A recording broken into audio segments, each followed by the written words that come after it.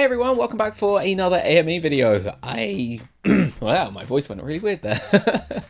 I hope that you all enjoyed the first video. If you haven't seen it, you can probably find it somewhere below. I'll put some picture somewhere around here, I don't know. But do go check it out. We answer quite a few of your questions. And in today's video, we're going to be going back to some of the Discord questions that I received a couple weeks back, because I still have about 5 or 6 on my list. So let's just get straight into it. And if you have a comment or you have a question that you want to ask, leave it below, because I'm hoping I can make more of these videos. All right, here we go. So our first question, very relevant to our channel, I think, is from Samkinon. Their question is, where are the best places to figure hunt if someone is trying to visit Japan? That's a great question, because I feel that a lot of people might get scammed or kind of caught off guard if they go to some of the wrong shops. So let me give some advice. If you're going to buy figures, look around first.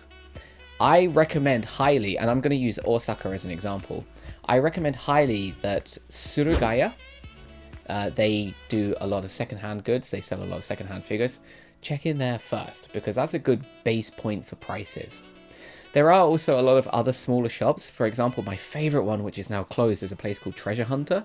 They don't sell figures anymore, but they were the cheapest and they were the best quality.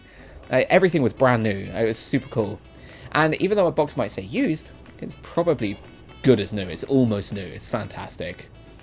But I think Surugaya is a first good place to definitely check out, and they're all over the place. The next place I recommend is a shop called Volks. They sell a lot of used figures and new figures and kind of scale figures. They sell a lot of stuff, actually. But they also have glass cases where people can rent them out. They can put in figures that they want to sell to other people, and you can buy them pretty damn cheap, actually. I've bought quite a lot of nice figures. For example, I had to be very, very careful with this one. This is a Kotori figure. This was one that released, I don't know, about 7 years ago, maybe 8, I'm not sure. But I never got her. She was quite expensive. I found her for 2,000 yen. And at first I thought maybe this is fake, but I did a bit of research. It's brand new. It's original. It even has like the original stand. It's fantastic. 2013. There you go. But 2,000 yen down from 10,000 yen. That was fantastic. Didn't have a box. Well, not the end of the world. I wanted the figure. So check in Volks or any glass case shop, because they will probably have quite a few figures at reasonable prices. And then finally, for figure hunting, I strongly recommend going to game centers. Now, the ones that I highly recommend are Taito, Sega, and actually Round 1, because they have quite a lot of the newest figures and some of the older figures that people haven't been able to get hold of. If you do go to the game center though, I recommend that if you're having a bit of trouble getting a figure, call over a staff member, call over someone, because they will help you to adjust it and move it so it's in a more winnable position.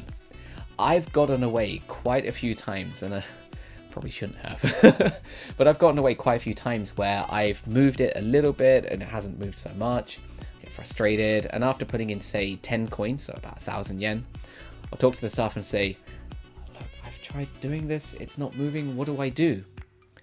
And they'll say, oh, it's okay, let me help you. And they'll move it like so it's on the side, so very easy to win. So if you're in a kind of in a stressful situation, do ask the staff. I mean, do try it at first. I mean, give it a go, at least.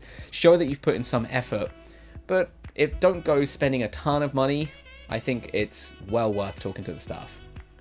But if you're going to be spending about 2,000 yen in the game center, if you want the figure, you may as well just go buy it at the shop. But anyway, that would be the advice I would give. Okay, and then the final person that submitted questions actually submitted 5 questions, so I'm going to go through all of them as quickly as I can. The person that did this, or sent them, is a person called Schnitzel Dumpling. What a cool name. Fantastic. First question. What originally drew you to move to Japan? That is a great question. And I think, like a lot of people here, it was video games and anime. I mean, you guys hopefully know me quite well, having subscribed to the channel and followed our channel for a couple of years. I love anime. I am a huge fan of anime. I don't know what gave it away. But I also love video games. I'm a huge Nintendo nerd. I've spent the past week trying to really play the hell out of Pokemon Legends. It's super fun. But I think that was one of the original interests and one of the original reasons. I just love that culture. But one of the big things that got me super interested in Japan was Gaki no Tsukai. And for those of you that don't know what Gaki no Tsukai is, it's a comedy group of 5 people who they do a ton of comedy sketches. And let me try and remember their names. From downtown, there's Matsumoto Hitoshi and Hamada Masatoshi. Yes, got that.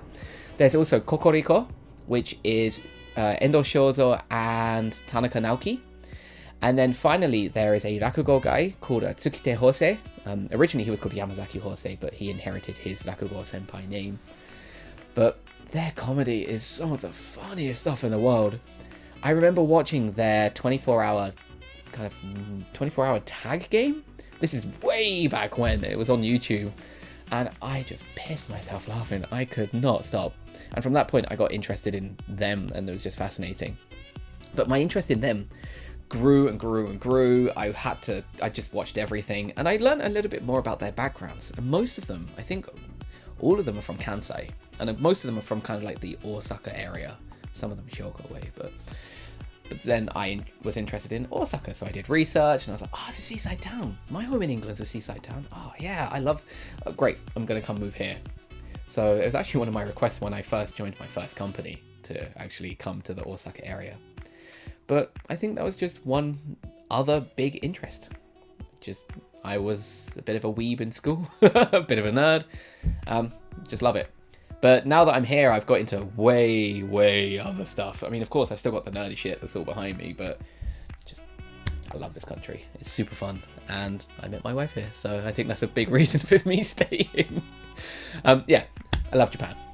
So, second question is, once you were there, was it difficult to integrate and create a life? Integration's tough. Creating a life, yes, easy. Very easy. You make friends, you meet new people, you go to events. Awesome. There's always ways to meet new people. There's a great place or great website called Why Not Japan. Check it out if you're looking for events. Fantastic. But there's Facebook groups, there's Hub like I mentioned in a previous video.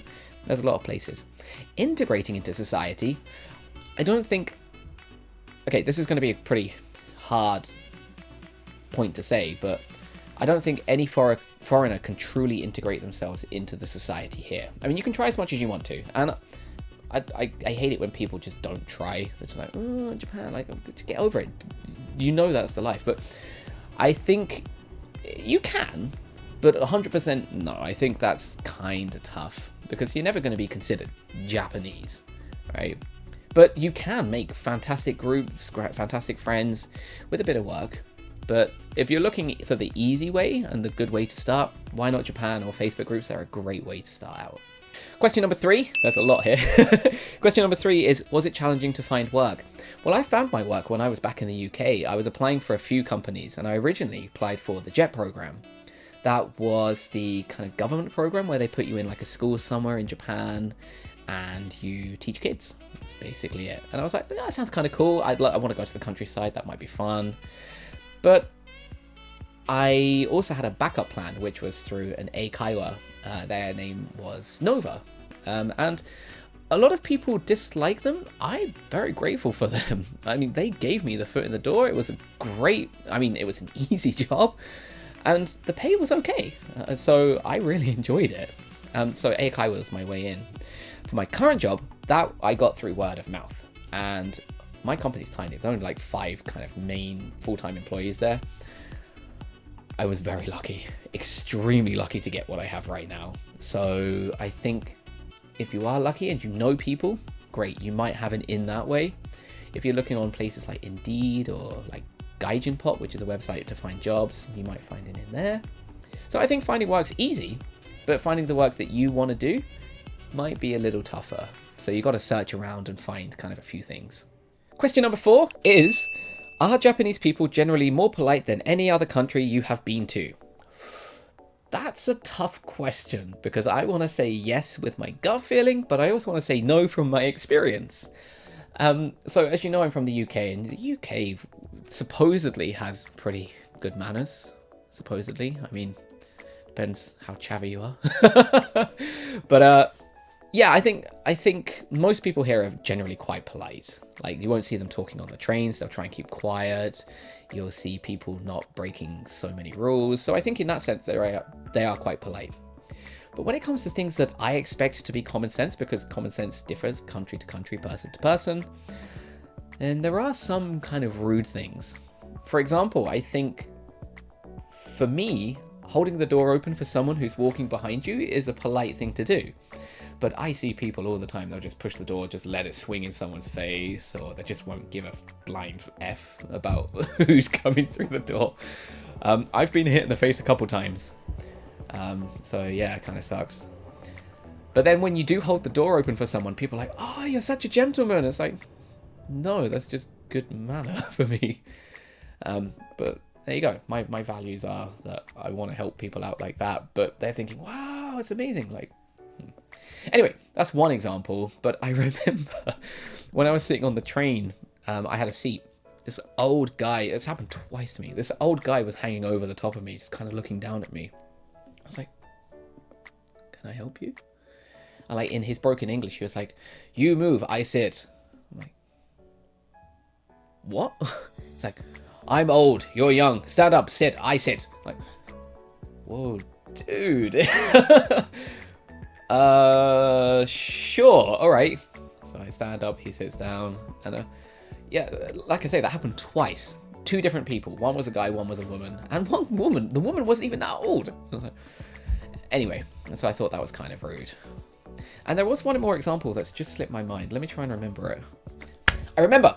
So the other example I have is hygiene, I guess. So there have been so many times I've been sat on the train or walking in public where I've seen someone openly sneeze, not covering their mouth, not covering their face, nothing. It is gross. And this is not just a one-off thing. I've seen this happen so many times here. Oh, there's an ambulance going by. It's pretty loud. But that's happened a lot. And I'm surprised that COVID cases weren't higher in the past, actually, because of just how gross it can be. I mean, it doesn't take much to get like just a tissue and blow your nose, right? Yeah, so I think that politeness is a bit different, but again, it's cultural. I think the hygiene thing's not a cultural thing, but manners are different country to country, so it changes person to person. These are just my experience. I'm not saying that everyone does this. I'm saying that I have experienced these. So in my experience, most people polite, but there are a couple not so polite. Okay, final question from Dumpling Person is, have you ever thought of doing a ramen tour in your local city or any other cities? What a cool question. I would love to do a ramen tour. That's so cool. I have favorite ramen shops that I highly recommend people to go to. Would you guys be interested in me doing a ramen tour? My friend Cody and I, we go out for lunch quite often. I would love to do a tour with him, and I think he'd be very interested to come with me too. If you want me to do that, comment below. I'd love to go on a ramen tour. There's some really, really cool shops, and actually some kind of gross ones. But yes, to answer your question, I would love to go on a ramen tour. So let me know if you want me to do it. Just let me know. I want to go eat ramen. So yeah, that would be cool. But there you have it. That's all of the questions I got from our Discord. And again, thank you to everyone in there that sent me those questions. I really do appreciate your support and help there. Now, for everyone on YouTube watching this, if you have any additional questions that you want to ask me about Japan, about life here, or about me in general, or figures, or whatever, doesn't really matter. Leave a comment below. I will try my best to answer them. I think that I have quite a bit of experience here. If I can, I'll try. If I can't, I can't. But just send me a question. I will try my best. So, that's everything from me for today. Thank you all so much. If you liked the video, do give us a like, subscribe, yada yada, and all that same stuff that everyone says on every video. But love you all, and I look forward to seeing you in the next video. Okay, bye-bye!